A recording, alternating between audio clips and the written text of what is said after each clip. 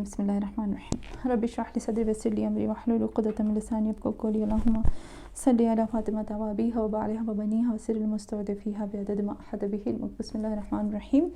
سلام هي حتى مطلع الفجر. الحمدللہ ہم نے انا انزلنا کو کر لیا تھا، بس لاسٹ والی آیت ہماری رہتی ہے جس میں جو خداوند عالم ارشاد فرماتا ہے وہ سلام ہی حتی مطلع الفجر، کہ یہ وہ رات ہے سلامت رہتی ہے، سلامتی والی رات ہے، سلامت رہتی ہے یہ وہ رات حتی یہاں تک کہ مطلع الفجر، یہاں تک کہ فجر اور صبح جو ہے وہ طلوع ہو جائے. یا جب ہم کہتے ہیں مطلع الفجر یعنی اندھیرے کو چیر کر روشنی جب تک نہ نکل آئے تب تک یہ رات سلامت رہتی ہے. یہاں پر بہت زیادہ خوبصورت مطالب ہیں اس چھوٹی سی آیت کے اندر جو ہمیں بہت زیادہ سمجھنا چاہیے اور اپنے اندر لے کے آنا چاہیے. سب سے پہلی بات یہ کہ شب قدر جو ہے وہ گزر گئی ہے ابھی تو، اور شب قدر میں ہم نے اگر کسی چیز کی کمی چھوڑی ہے، حدیث پہ بھی ملتا ہے کہ اگر کوئی انسان شب قدر میں اپنی تقدیر کو نہیں لکھوا سکا تو پھر ہاتھ سے نکل گیا، لیکن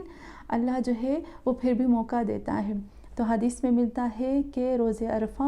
عرفات کے دن جو ہے وہ دوبارہ سے انسان اپنی تقدیر کو پھر سے لکھوا سکتا ہے، اور یہ بھی توفیق ملنے کی بات ہوتی ہے. تو جب ہم آتے ہیں سلام حتی مطلع الفجر کی طرف، یہاں پر اللہ نے سلامت کا لفظ استعمال نہیں کیا، مزے کی یہاں پر بات آتی ہے، یا سالم ہونے کا لفظ استعمال نہیں کیا. کیوں خداوند عالم نے سلام کا لفظ استعمال کیا؟ تو جب ہم سلام کے لفظ کے اندر آتے ہیں نا، تو یہ سلام کا مطلب ہوتا ہے کہ کاش میں اس کو اچھے سے سمجھا پاتی گرامر کے حساب سے. جب ہم گرامر میں آتے ہیں نا تو جس لفظ کے اندر ووبلز ہوتے ہیں یا حرف حمزہ ہوتا ہے یا ایسے لفظ ہوتے ہیں جس کے اندر توڑ پھوڑ ہوتی ہے، اس لفظ کو سالم لفظ نہیں کہتے ہیں. وہ لفظ جس کے اندر ووبلز یا حرف علے نہیں ہوتی ہے، جس کے اندر ٹوٹ پھوٹ نہیں ہوتی ہے، اس کو سالم کہتے ہیں. تو مسلمان وہ ہوتا ہے، ہم کہتے ہیں نا ہم مسلمان ہیں، تو مسلمان بھی سلام سے نکلا، اور اس کا مطلب یہ ہوتا ہے کہ مسلمان جو ہے وہ جس ایمان سے اور جس پاکیزگی سے جیسے پیدا ہوا ہے ویسا کا ویسا اس دنیا میں رہا، اور ویسے کے ویسا جب حضرت اسرائیل علیہ السلام اس کے اوپر آئے اور ویسے کے ویسا اس دنیا سے چلا گیا. تو اس کو کہتے ہیں مسلمان. قلب سلیم بھی اس کو کہتے ہیں کہ ایسا دل کہ جس کے اندر کوئی شیطانی وسوسہ ہی نہیں، جیسے اللہ نے جس فطرت پر اللہ نے اس کو پیدا کیا وہ فطرت پر سالم ویسے کا ویسا رہا، اس کے اندر کوئی توڑ پھوڑ اور کمی پیشی نہیں آئی، سیم ویسے رہا، اور سیم اس نے اپنے رب کو وہ امانت واپس کر دی. اس کو کہتے ہیں قلب سلیم. لیکن مزے کی بات یہاں پر یہ آتی ہے کہ سلام حتی مطلع الفجر، ہم بھی ایک دوسرے کو کہتے ہیں السلام علیکم، یعنی اللہ آپ کے ہر چیز کو پرفیکٹ رکھے، جس فطرت پر، پاکیزگی پر، جس سلامتی پر اللہ نے تم لوگوں کو پیدا کیا اس پر رکھے.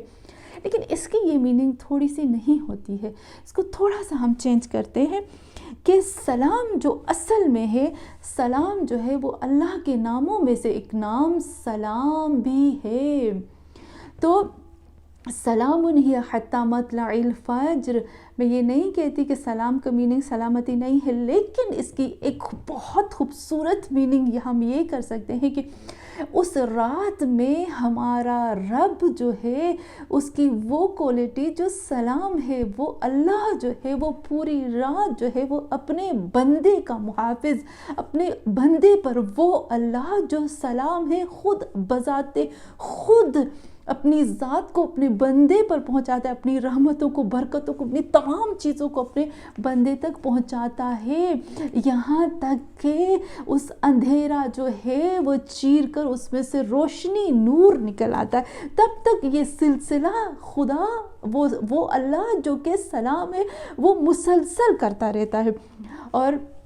جیسے کہ میں نے ابھی آپ کو بتایا کہ اللہ کا ایک نام جو ہے وہ سلام بھی ہے. تو یہاں پر ہم جب کہتے ہیں نا السلام علیکم ورحمۃ اللہ وبرکاتہ، تو اس کا مطلب ہوتا ہے کہ السلام علیکم یعنی میں اللہ، وہ اللہ، میں خدا کو تمہارے اوپر محافظ بناتا ہوں، میں پورے اس اللہ کو تمہاری ذات کے اوپر رکھتا ہوں، یہ چھوڑتا ہوں کہ وہ اللہ جو کہ رحمان ہے، رحیم ہے، کریم ہے، جو کہ رزاق ہے، جو کہ غفور ہے، جو کہ وہاب साहब है वो अल्लाह। सलाम का मतलब होता है कि अल्लाह की वो क्वालिटी जो पॉजिटिव ही पॉजिटिव, वो अच्छी ही अच्छी, तमाम अल्लाह के बेहतरीन नाम जो अच्छाई वाले वो मैं तुम्हारे ऊपर डाल रहा हूँ। तो जब हम एक दूसरे को कहते हैं ना अस्सलाम वालेकुम, तो हमने अल्लाह की पूरी रहमत बरकत है उसकी वहाबियत तमाम चीज़ों को ले लिया, तो बाकी बचा क्या, कितना खूबसूरत हम एक दूसरे को सलाम भेज रहे हैं। तो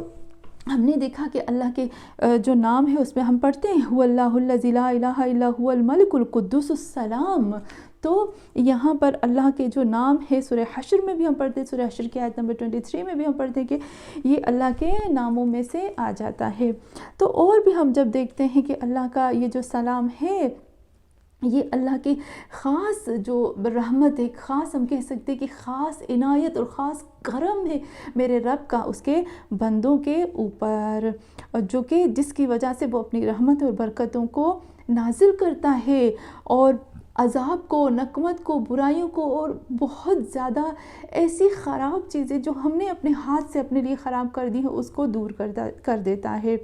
और फिर उस रात में परवरदिगार आलम ने अभी ख़ुद कहा कि अल्लाह वो अल्लाह जो कि सलाम है, यानी सलाम ख़ुद खुदा की ज़ात आकर बसती है हमारे अंदर के जो शैतानी वसवसों को हमसे दूर कर देती है। और फिर हम देखते हैं कि ये जो सलाम लफ्ज़ है इसकी वजह से पूरी वो जो शब क़द्र है उसमें शैतान को जकड़ा जाता है। हर तरफ फ़रिश्ते ही फ़रिश्ते ही फ़रिश्ते होते हैं और अल्लाह जो है वो जितना उस बंदे की कैपेसिटी उसके मुताबिक अपनी रहमतों को देता है। बस यही बात आती है कि बंदे को लेने की ज़रूरत हो। उसकी रहमत तो पत्थरों पर बरसती है, हम कहते हैं ना उसकी रहमत जो बारिश है वो पत्थरों पे भी आती है, नरम मुलायम ज़मीन पे भी आती है, गंदगी पर भी आती है, कीचड़ पे भी आती है, पाकीज़गी पे भी आती है। अब उसकी रहमत, उसकी बारिश तो रहमत है, लेकिन जो कीचड़ है, जो गंदगी है वो उसको देखना है ना, अंदर देखना है कि वो क्या लेती है। कच्ची और नरम ज़मीन वो लेती है और उसमें से दरख्त उगाती है, लेकिन जो सख्त ज़मीन है उसमें से तो बह जाती है, फिर खुश्क हो जाती है। अभी वो बंदों पे डिपेंड करता है। तो ये जो शब क़द्र होती है उसमें सलामुन हता मतलब का एक और चीज़ भी होती है कि इस रात फ़रिश्ते इस कदर नाजिल होते हैं मर्द और औरत दोनों के ऊपर कि जो इबादत करने वाले होते हैं उनको ख़ास सलाम पहुंचा रहे हैं और मुसलसल सलाम पहुंचाते हैं। और ये जो सलाम का लफ्ज़ है ना, ये जो सलामती है जो मैंने अभी बताया कि अल्लाह के नामों में से आता है। जन्नती भी एक दूसरे से कहते हैं, जन्नतियों से कहते हैं, फ़रिश्ते जन्नतियों से कहते हैं सलामुन अलैकुम तिब्तुम फदखुलूहा। फ़रिश्ते भी कहते हैं ना सलाम हो आप पर और तिब्तुम यानी बहुत ज़्यादा मुबारक हो और आप दाखिल हो जाओ जन्नत के अंदर। यहाँ पर भी देखते हैं कि शब क़द्र को इसलिए भी सलाम कहते हैं, यानी सलामती वाला या सलामुन या हत्ता मतलल फज्र कहते हैं, क्योंकि इस रात के अंदर खुदावंद आलम कोशिश करता है, चाहता है कि इंसान की फ़िक्र को और उसकी रूह को सालिम रखे। और शब क़द्र में परवरदिगार आलम का जो लुत्फ़ और करम और रहमत है वो मुसलसल बरसती रहती है। और ये जो शब होती है ना, खुदावंद आलम, यही मैं फिर से कहती हूँ कि ख़ुद इंसान की कैपेसिटी भी होनी चाहिए, वरना खुदावंद आलम इस शब के अंदर जो तकदीर लिखता है ना वो सालिम तकदीर लिखता है, सआदत खुशबख्ती के साथ लिखता है कि इसमें खुदावंद आलम कितना हमें कहता है कि ये सलामती वाली है। बस थोड़ा सा अभी आती हूँ सलामुन हत्ता मतलल फज्र की तरफ कि खुदावंद आलम ख़ुद कहता है कि इस रात में अपनी रहमतों को और सब चीज़ों को बरसाता है। शैतान भी इसमें जो है वो जकड़ा जाता है और अल्लाह जो है वो हर तरह से अपने बंदों को महफूज करना चाहता है इस रात, इसलिए उसको सलाम कहते हैं। और क्यों इसको सलाम कहते हैं? क्योंकि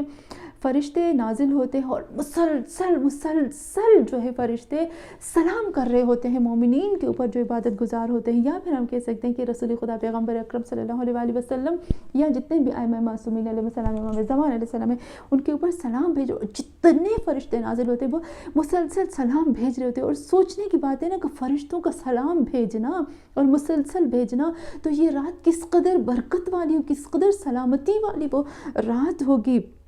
یہاں پر امام باقر علیہ السلام سے پوچھتے ہیں کہ مولا جب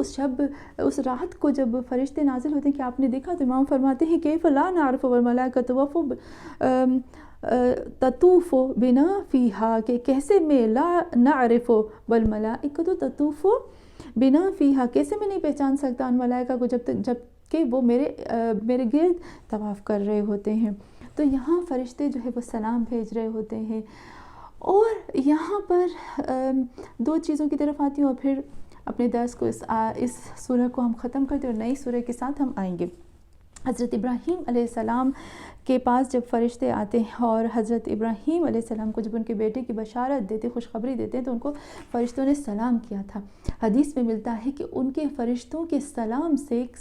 حضرت ابراہیم علیہ السلام نے اتنی لذت اور اتنی خوشی حضرت ابراہیم کو ملی تھی کہ تمام دنیا کی لذتیں اور تمام دنیا کی اچھی چیزیں اور خوشی ایک طرف، فرشتوں کے یہ صرف سلام کرنے کی جو خوشی تھی حضرت ابراہیم کو وہ ایک طرف تھی۔ تو ہم دیکھتے ہیں کہ اس رات تمام کے تمام فرشتے زمین پر سلام ہی سلام بول رہے ہوتے، کاش ہم اس لذت کو ہم بھی محسوس کر سکتے۔ اور یہاں پر آتے ہیں کہ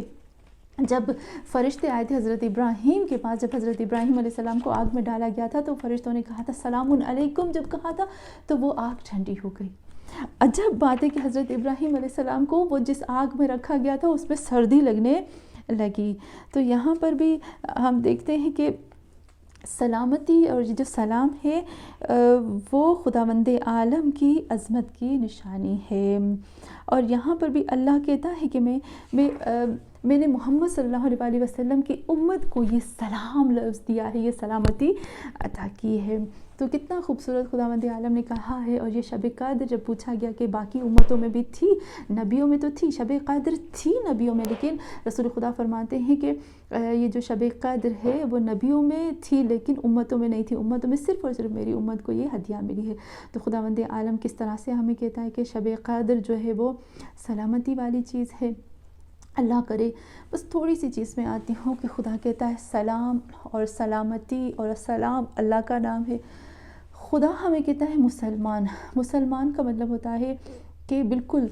صحیح سالم، جس طرح سے اللہ نے فطرت پر پیدا کیا اسی فطرت پر جیسا تھا، جیسے پیدا ہوا ویسے کا ویسا رہا، شیطانی وسوسوں سے، برائیوں سے، غیبتوں سے، غلط چیزوں سے محفوظ رہے، اور بالکل جیسا آیا تھا ویسے ہی اپنے آپ کو، کیونکہ انسان خود ایک امانت ہے، اللہ کی اس امانت کو اس کی طرف سونپ دینا، اس کو بھی کہتے ہیں۔ اور دوسرا یہ آتا ہے کہ مسلمان کا مطلب یہ ہوتا ہے کہ دوسرا مسلمان بھی اس کی زبان سے، اس کے دل کی برائی سے، اس کی فکر کی گندگی سے، اس کے ہاتھ پیروں تمام چیزوں سے محفوظ رہ سکے۔ کیا یہ اس طرح سے ہے؟ دوسرا مسلمان ہم سے محفوظ ہے ہم سے محفوظ یا نہیں؟ ہماری زبان سے، ہماری سوچ سے، پیٹھ پیچھے بولنے سے کیا محفوظ ہے یا نہیں ہے؟ اگر نہیں ہے تو پھر ہمیں یہ بات ضرور سوچنی چاہیے کیا ہم مسلمان ہیں؟ اور پھر اللہ سے دعا کرتے ہیں کہ خدایا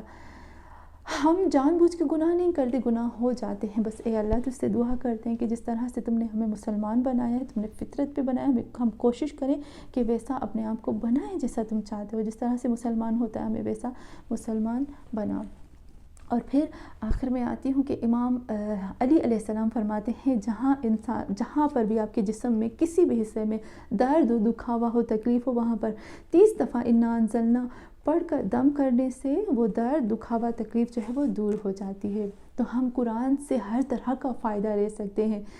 ظاہری فائدہ، روحانی فائدہ، دنیاوی فائدہ، اور اپنے رہن سہن، بزنس، کام، پھر تمام یعنی معاشرے کا ہر چیز کا، آخرت کا، قبر کا، میزان کا، ہر طرح کا فائدہ لے سکتے ہیں۔ تو اس سے پہلے کہ حضرت اسرائیل آ جائیں، بہتر ہے ہم اس قرآن سے اپنی دین اور دنیا اور سب چیزوں کو حاصل کر لیں۔ وصلی اللہ علی محمد وعلی آلہ الطیبین الطاہرین۔